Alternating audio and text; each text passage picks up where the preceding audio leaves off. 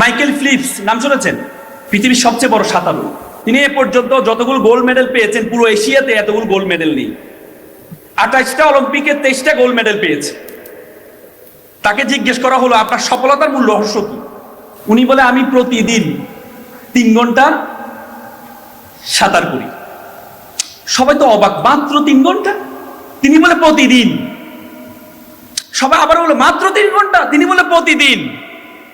তিনি বলে আমি প্রতিদিন মানে প্রতিদিন। আমার আজকে আমি অসুস্থ, তারপরও আমি 3 ঘন্টা। আজকে আমাদের বড়দিন, তারপরও আমি 3 ঘন্টা। আজকে আমার বিয়ে হয়েছে, ওই দিনও আমি 3 ঘন্টা সাঁতার করেছি।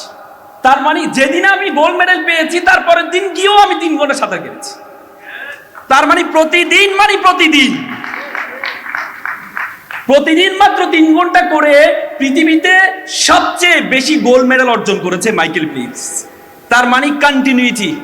আপনি যদি যে কোনো একটি কাজ ধারাবাহিকভাবে যদি আপনি করতে পারেন, তাহলে আপনি সফল হবেন, সফল হবেন, সফল হবেন।